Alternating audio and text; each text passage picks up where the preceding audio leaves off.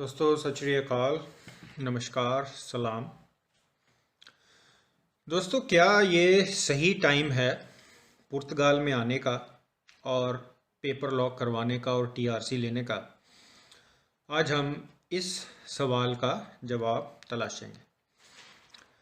तो दोस्तों, इससे पहले कि मैं आज की वीडियो स्टार्ट करूं, मैं आप सब लोगों से रिक्वेस्ट करूंगा कि हमारा एक फेसबुक का ग्रुप है पुर्तगाल के रिगार्डिंग, जिसके अंदर हर छोटी से छोटी इन्फॉर्मेशन, बड़ी से बड़ी इन्फॉर्मेशन मैं सबसे पहले शेयर करता हूं।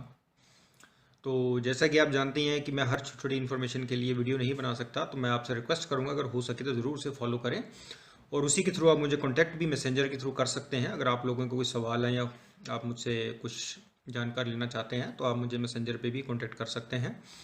इसके अलावा दोस्तों, हमारा एक पेज है ईयू इमिग्रेशन कंसल्टेंट करके, जहाँ पर आपको यूरोप के अंदर कौन कौन से कंट्रीज़ की इमिग्रेशन ओपन है, किस तरीके से आप यहाँ पर आ सकते हैं लीगल तरीके से, उसकी जानकारी जो है रिसेंट आपको उस पेज पर मिल जाएगी।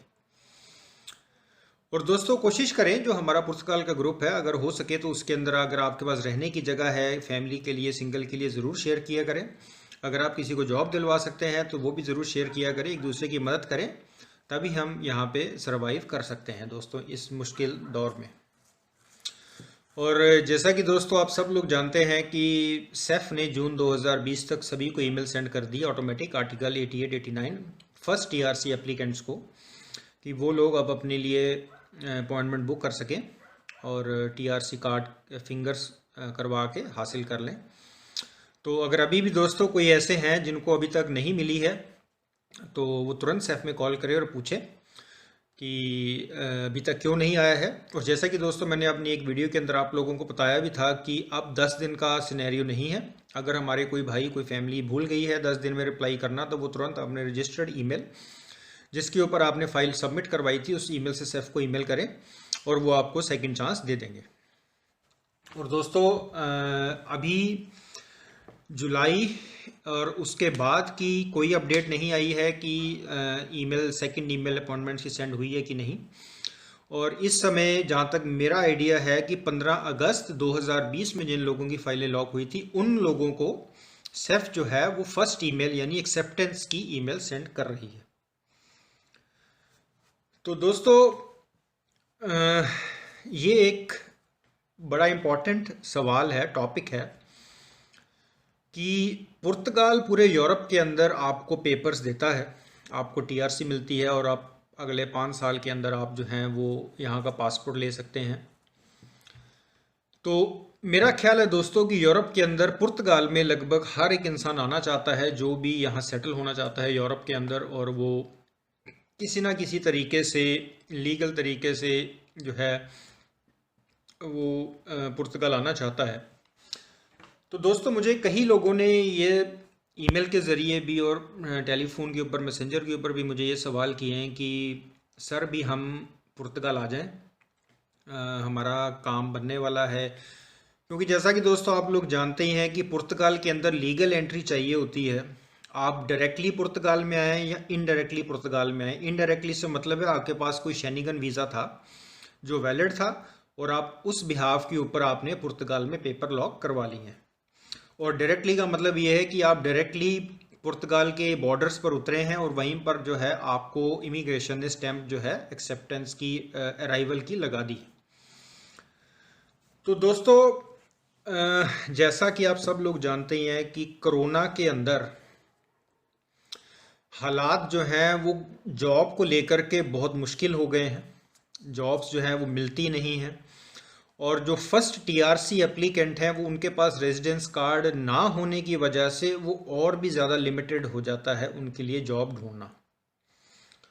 और मैंने अपनी एक वीडियो के अंदर आप लोगों को बताया भी था कि बिफोर कोरोना, जब कोरोना नहीं था, उस टाइम फर्स्ट ईमेल जो एक्सेप्टेंस की होती है वो 12 से 13 महीने, 14 महीने में आ जाती थी। अमूमन जो है वो 12 महीने यानी साल भर के अंदर आपको एक्सेप्टेंस की ईमेल आ जाती थी और 2 से 3 महीने में जो है आपके फिंगर्स हो जाया करते थे। पर अब दोस्तों 2 प्रॉब्लम्स खड़ी हो गई हैं जिसने जो टीआरसी लेने का टाइम है वो ऑलमोस्ट 2 साल या उससे भी ज़्यादा कर दिया है। पहला तो यह है दोस्तों कि जहां ईमेल आपको 12-13 महीने में एक्सेप्टेंस की आ जाती थी, अब उस ईमेल को आने में आप लगा लीजिए कोई अंदाजन 16 से 18 महीने लग रहे हैं, यानी 5 से 7 महीने बढ़ गया है टाइम, और सिर्फ एक्सेप्टेंस की ईमेल आने में ही। और एक्सेप्टेंस की ईमेल आने के बाद दोस्तों, जैसे कि आप लोग जानते हैं कि अप्रैल 2020 से सेफ ने अब जो अपॉइंटमेंट सिस्टम है फर्स्ट टीआरसी एप्लीकेंट्स का, वो उन्हीं के हाथ में दे दिया है। यानी कि सेफ आपको नोटिफाई करती है कि अब आप अपने लिए अपॉइंटमेंट बुक कर लें। जैसे कि आप जानते हैं कि 15 अप्रैल 2020 से पहले फर्स्ट कम फर्स्ट सर्विस हुआ करती थी, कि जिसका दाव लग गया उसने अपॉइंटमेंट उठा ली। यानी कि कई लोग ऐसे भी हैं जिनको जैसे ही ईमेल आई है एक्सेप्टेंस की, उनकी जो फिंगर्स की डेट है वो उनको 10, 15, 20 दिन में ही मिल गई। उनको चांस मिल गया, वो लकी थे, या उन्होंने किसी लॉयर को कांटेक्ट कर लिया, वो पहले ही 400-500 यूरो लेकर के कर दिए करते थे। तो अब ये सिस्टम नहीं रहा है, अब टोटली आपके हाथ में है। सेफ आपको नोटिफाई करेगा, फिर आप जाकर के ईमेल के ज़रिए आप सपा के पोर्टल से जो है अपॉइंटमेंट बुक कर सकते हैं। और इस सिस्टम से दोस्तों जो अपॉइंटमेंट का जो क्राइटेरिया है, अब वो और भी ज़्यादा टाइम कंज्यूमिंग हो गया। एक तो कोरोना की वजह से सेफ बंद रही, कोरोना की वजह से सारे सेफ के ब्रांचेस ओपन नहीं थे, और अब कोरोना की वजह से जो टाइमिंग है, वो जो ऑटोमेटिक ईमेल है, उसने ऑलरेडी 7 से 8 महीने आगे कर दिए हैं। तो यानी कि दोस्तों कि अब जुलाई तक, जून में जिन लोगों की फाइलें लॉक हुई थी 2020 में, उन लोगों ने जुलाई 2022 तक अपॉइंटमेंट सारी फिल कर दी हैं। यानी कि अब जो जुलाई में जो ईमेल्स आएंगी अपॉइंटमेंट पिक करने के लिए, वो अगस्त से स्टार्ट होंगी, और अगस्त दोस्तों 8वां महीना है। तो अब आप उस हिसाब से लगा लीजिए कि जिन्होंने 2020 में फाइल लॉक करी थी जुलाई 2020 में, उन लोगों की जो फिंगर्स हैं वो अगस्त या सितंबर 2022 में जाकर के होंगे। यानी 24 महीनों से भी ज़्यादा टाइम निकल गया आगे, अंदाजन 26 महीने के करीब उनको बाद जो है उनको टीआरसी जो है उनको मिलेगी नहीं, फिंगर्स होंगे।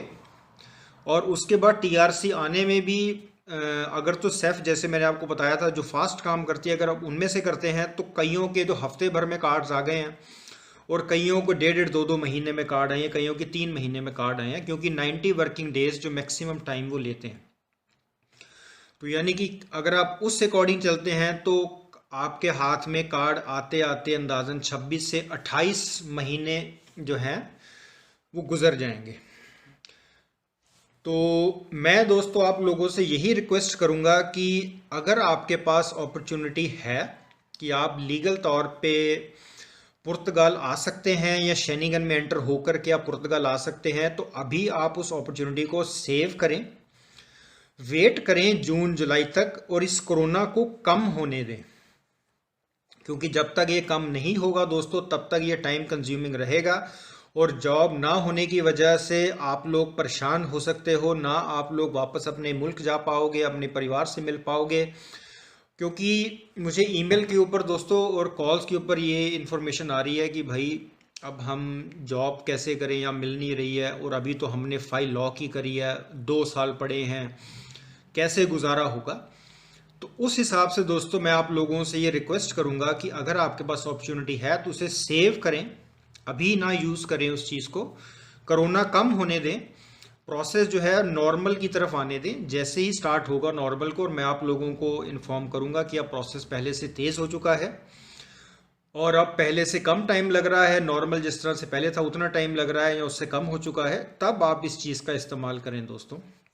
तब तक आप लोग अभी इंतज़ार करें, अपने मुल्क के अंदर अभी ना आएँ, क्योंकि मुझे कुछ लोगों की बातों से ऐसा लग रहा था कि उनको शायद किसी ने ऐसा बताया है कि अगर आप पेपर लॉक करवाते हैं तो आपको साल भर के अंदर ही आपको कार्ड मिल जाएगा। उनकी बातों से मुझे ऐसा लग रहा था, और कईयों ने मुझे फ़ोन करके कहा है कि भाईजान अभी पेपर लॉक किए हुए हैं, अभी हम कैसे करेंगे, फैमिली के पास जाना है, अभी तो 2 साल से ज़्यादा टाइम लग रहा है, ऐसा तो हमने सोचा भी नहीं था।